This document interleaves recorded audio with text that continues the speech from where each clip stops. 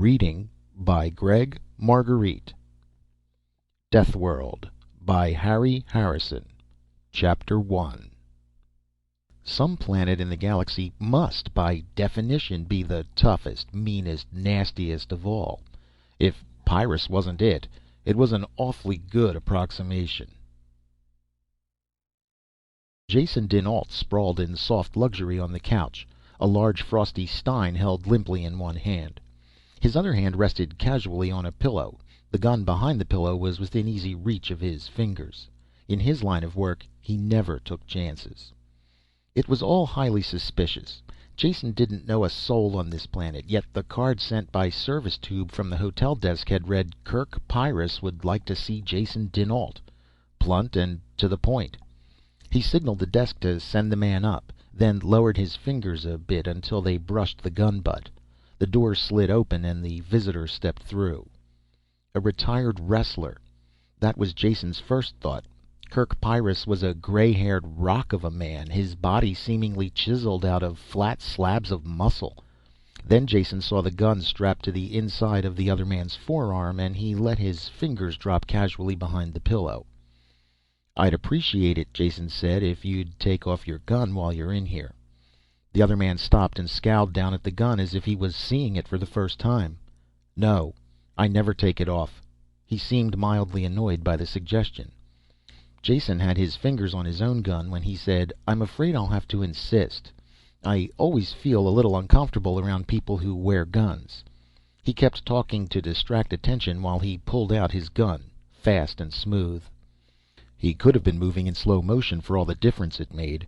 Kirk Pyrrus stood rock still while the gun came out, while it swung in his direction.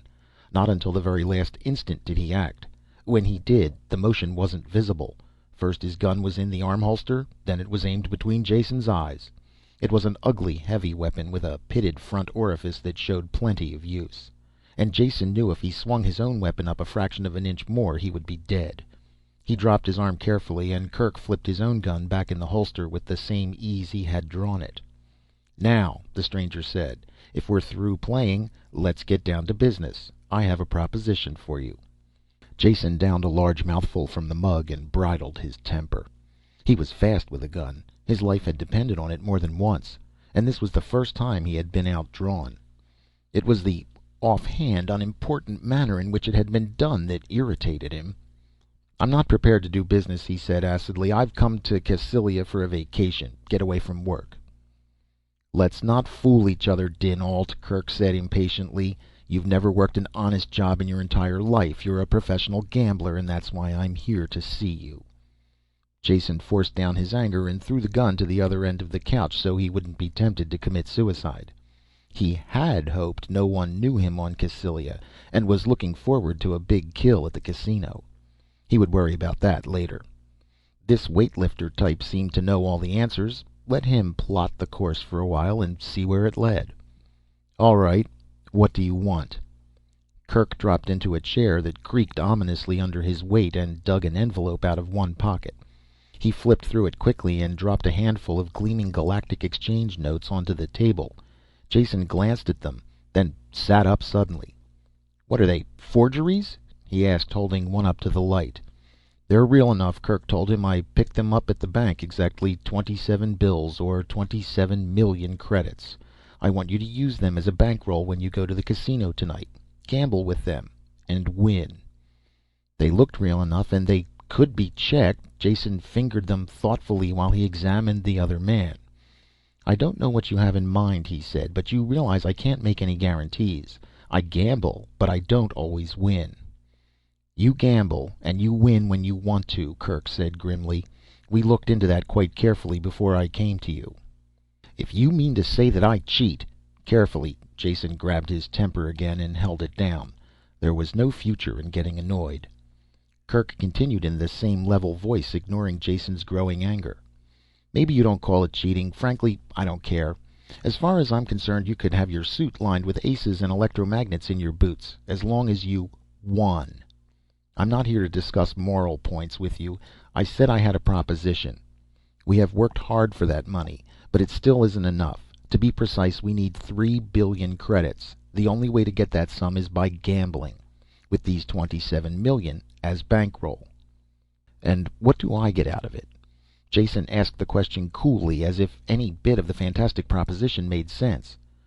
Everything above the 3 billion you can keep. That should be fair enough. You're not risking your own money, but you stand to make enough to keep you for life if you win. And if I lose? Kirk thought for a moment, not liking the taste of the idea. Yes, there is the chance you might lose. I hadn't thought about that. He reached a decision. If you lose, well, I suppose that is just a risk we'll have to take, though I think I would kill you then. The ones who died to get the 27 million deserve at least that. He said it quietly, without malice, and it was more of a promise than a threat. Stamping to his feet, Jason refilled his stein and offered one to Kirk, who took it with a nod of thanks. He paced back and forth, unable to sit. The whole proposition made him angry, yet at the same time he had a fatal fascination. He was a gambler, and this talk was like the taste of drugs to an addict. Stopping suddenly, he realized that his mind had been made up for some time. Win or lose, live or die, how could he say no to the chance to gamble with money like that?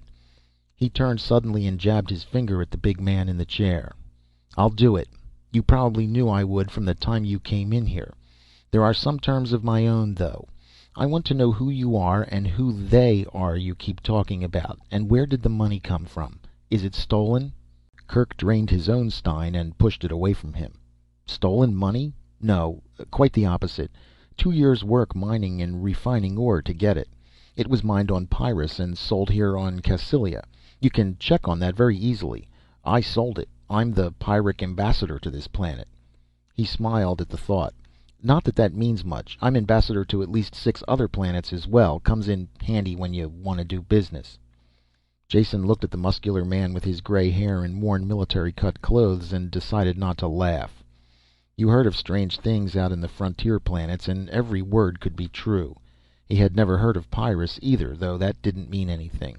There were over 30,000 known planets in the inhabited universe.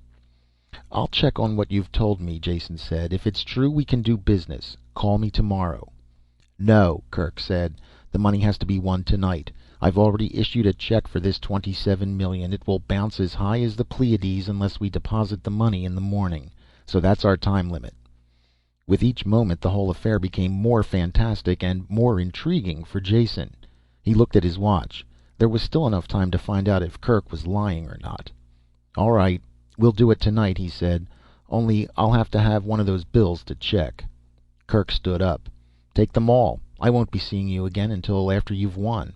I'll be at the casino, of course, but don't recognize me. It would be much better if they didn't know where your money was coming from or how much you had. Then he was gone, after a bone-crushing hand-clasp that closed on Jason's hand like vice jaws. Jason was alone with the money. Fanning the bills out like a hand of cards, he stared at their sepia and gold faces, trying to get the reality through his head. 27 million credits. What was to stop him from just walking out the door with them and vanishing? Nothing, really, except his own sense of honor. Kirk Pyrrus, the man with the same last name as the planet he was from, was the universe's biggest fool. Or he knew just what he was doing. From the way the interview had gone, the latter seemed the better bet. He knows I would much rather gamble with the money than steal it, he said wryly.